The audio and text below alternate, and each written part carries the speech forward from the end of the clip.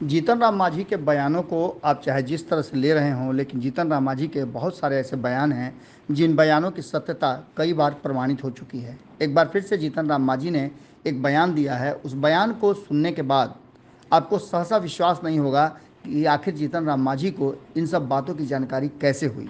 आपको बता दें कि जीतन राम मांझी ने पहले तो इन सब बातों से और जो खास करके महागठबंधन से जुड़ी हुई उससे इनकार किया, लेकिन जब वो एनडीए से जुड़ी हुई मीटिंग की बात कर रहे थे तो उसका विस्तार से जब बातचीत करना शुरू किया, उसके बाद बीच में एक सवाल आ गया और जैसे ही उनसे मीडिया वालों ने सवाल पूछा, उन्होंने इस पर अपना बड़ा बेबाकी से जवाब दिया। जीतन राम मांझी ने सीधी तौर पे बताया कि नीतीश कुमार चाहे जितना भी बहाना कर लें, वो बेंगलोर से नाराज़ होकर आए हैं, उन्हें कन्वेनर नहीं बनाया गया है, इसलिए वो काफ़ी नाराज़ हैं।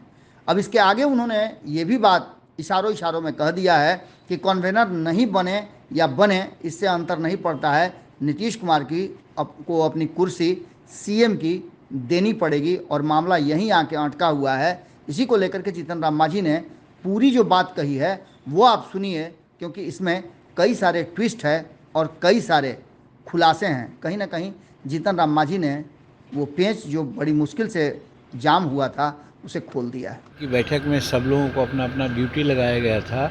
हमारी ड्यूटी 5 आदमियों के साथ शिंदे साहब मुख्यमंत्री थे महाराष्ट्र के, और नड्डा साहब राष्ट्रीय अध्यक्ष थे, हम थे और 2 आदमी थे। सबको गया था कि प्रधानमंत्री आवेंगे तो उनको बुक दिया जाएगा, तो बुक हम लोगों ने दिया।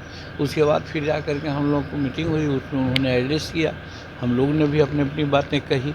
यही तो बात थी, इसलिए कोई स्पेशल मीटिंग थी, सो बात तो थी नहीं। नहीं, कुछ नहीं, इस पर कोई बातें नहीं हुई है। बात वो अलग से होगी बात तो। जो गठबंधन बनाया है उसका नाम इंडिया रखा है और काफ़ी उत्साहित है विपक्षी पार्टी।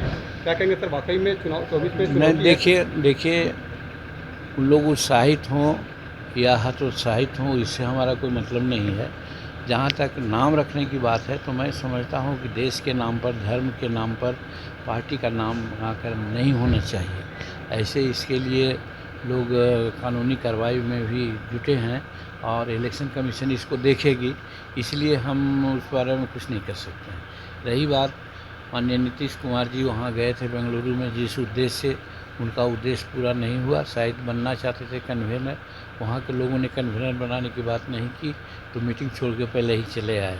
तो उन लोगों में खटपट है। महागठबंधन मिलने का जितना ही प्रयास कर रहे हैं लोग, उतना ही अलग अलग बातें हो रही है। इसलिए महागठबंधन का प्रयास हम नहीं समझते हैं कि सफल होगा और 2024 में नरेंद्र भाई मोदी जी पुनः भारत के प्रधानमंत्री बनेंगे। काफ़ी मतों के अंतर से बनेंगे, हो सकता है कि 400 सीट पार करें। ये नीतीश कुमार कह रहे हैं कि एनडीए का गठबंधन वही है जिसको हमने भगाया था, जिसको कहा था कि भाई मर्ज कर लो, नहीं आए, भाग गए, भगा दिया, वही लोग बैठक में शामिल हुआ था। कोई नया लोग नहीं, उनका हमको तो लगता है उनके दिमाग पर और सोच पर आश्चर्य होता है। हमारा कहना है कि वो कहते हैं कि हम भाजपा के लिए खुफियागिरी करते थे, इसलिए वो कहीं कि बाहर जाओ, लेकिन अब बुला रहे थे क्योंकि हमारे साथ मर्ज कर जाओ।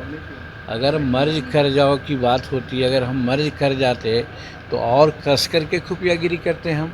तो इसी बात से तो कंट्राडिक्शन होता है कि झूठ बोल रहे हैं, गलत बोल रहे हैं, उनका दिमाग काम नहीं कर रहा है, इसलिए वैसा बोलते हैं। इसलिए उनकी बात को हम अब ध्यान नहीं देते। अगर ये वीडियो पसंद आई और वह बिहार के राजनीति और बिहारियत से सरोकार रखेनी तो सब्सक्राइब बटन दबा के चैनल के सब्सक्राइब कर ली। ओजे एगो घंटी बा, ओकरा बटन दबा देला से कुल सटीक और मारक खबर रुआ मुफ्त में मिल जाई। अगर रुआ पत्रकारिता के हमनी के नया प्रयोग में सहयोग कर चाहतानी तो ज्वाइन बटन दबा दी।